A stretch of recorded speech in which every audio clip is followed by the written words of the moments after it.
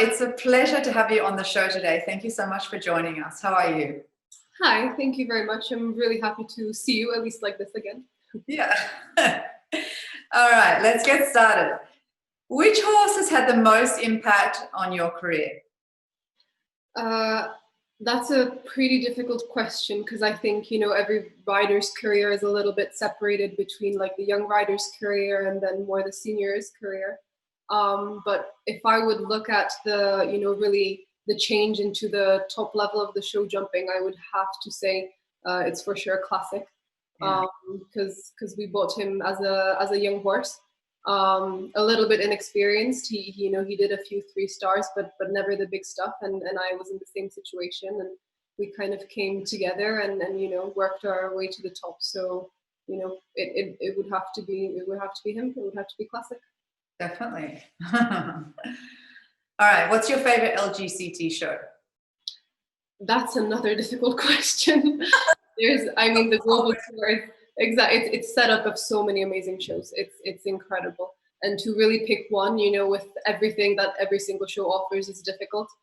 I was always a big fan of the combination of Mexico, Miami, and in Miami we had quite some success with Classic. So in the end, I think I would have to pick Miami because the atmosphere and this the whole situation, it's just so different that it's a really unforgettable show.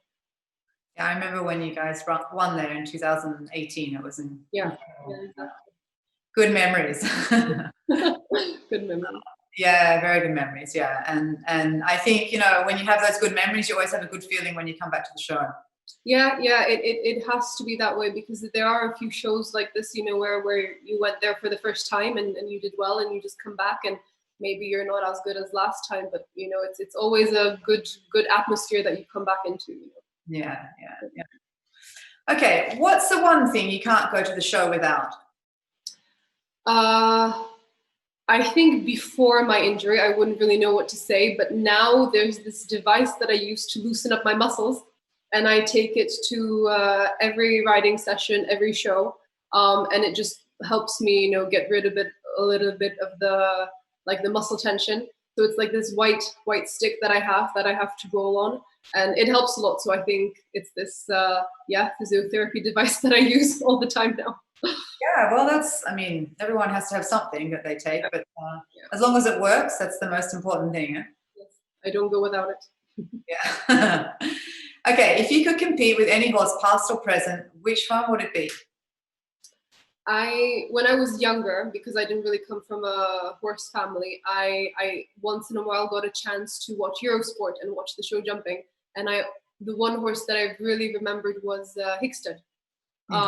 So for me it would be Hickstead, but at the same time, right now I am just so eager to ride my young ones that we have, the 2-year-olds and 3-year-olds. So hopefully, if I could skip that and ride them right now, I would be super happy. But in the past, it would have to be Hickstead. Yeah. Okay. Yeah. Amazing horse. Yes.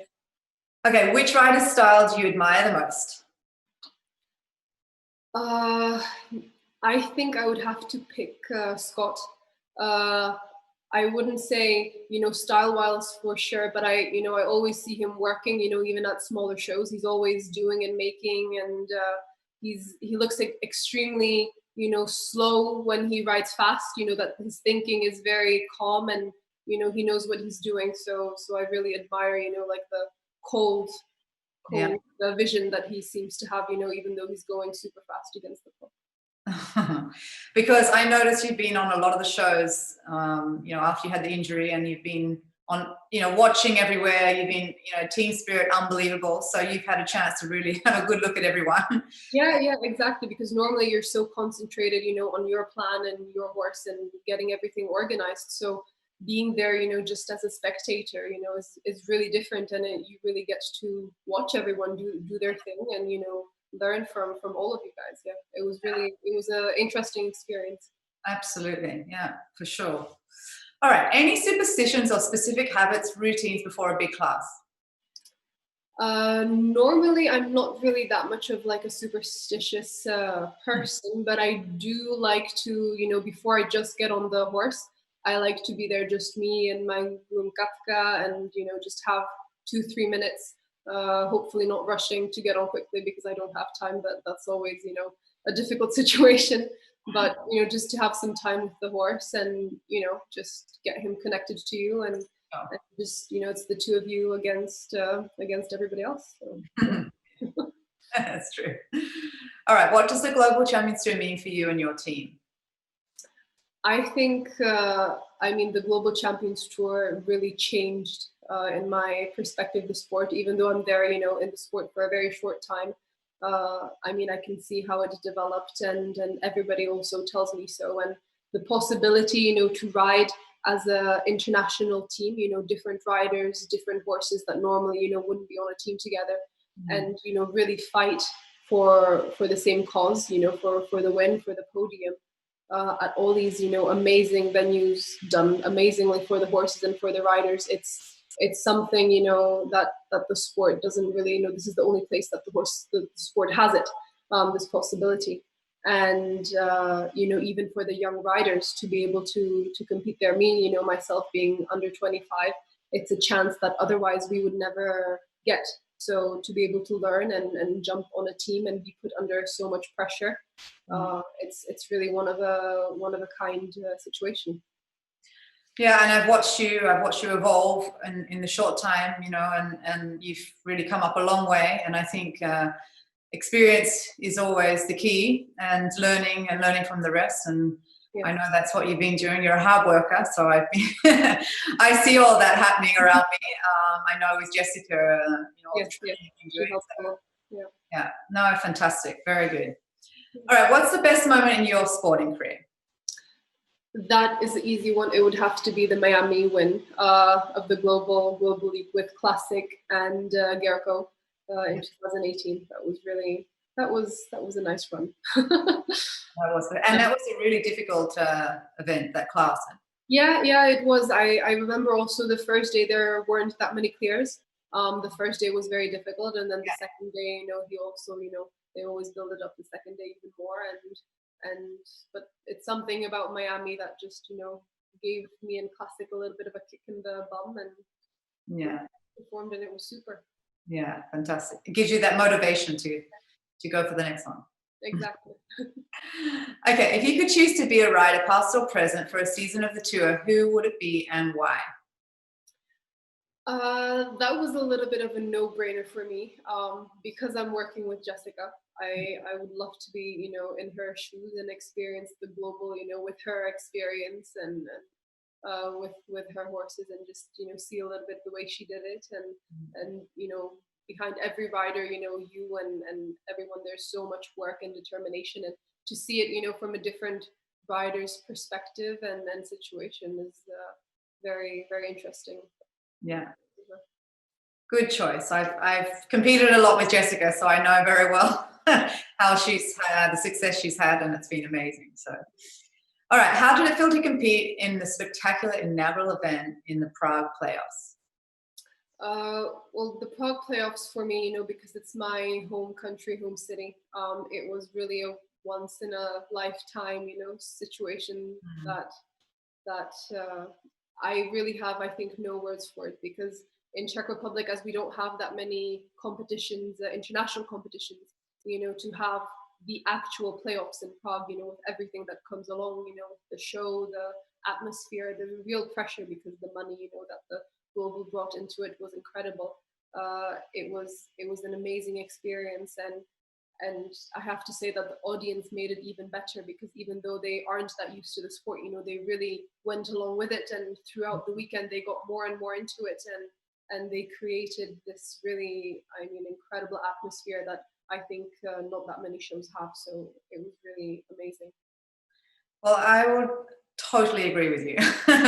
I think many other people would agree with you too. It's a spectacular event, an event that everyone really looks forward to. So congratulations and thank you. All right, now we all know that you're a young rider and you've had the experience and you've been on all these big shows. So you must have some advice you can give to some of the other young riders. I guess so. I mean, I'm still, as you say, I'm still very young. I'm still very inexperienced. I have still a lot of learning to do before I get to at least a little bit where I would like to be. But I think the most important or two things are that, first of all, you really have to love it. You have to love the sport. You have to love the horses, because the only way to, to work through is to be determined, be passionate, and then work really hard. Because if you don't love something, it's really hard to put in those hours. And horse riding, this sport is something that really requires so many hours of work and determination that you have to have the passion, and then you have to put in the hours. I think so. No secrets. No secrets, no secrets. Just hard work. Okay, so what's the best piece of advice you've ever received? The best piece of advice, it's not horse related. I got it from my dad, and he told me that, of course, in life you have to work hard, you have to be kind, you have to be respectful, but you have to be happy with what you're doing. Because if you're not happy, then the people around you, you're never going to be happy with them. You're never going to be able to put in the energy that life requires, work requires from you. So being happy is really the key to life, because otherwise, what's the point if you're not happy? Sure. Positive energy. Yeah, exactly. All right, what's your morning routine?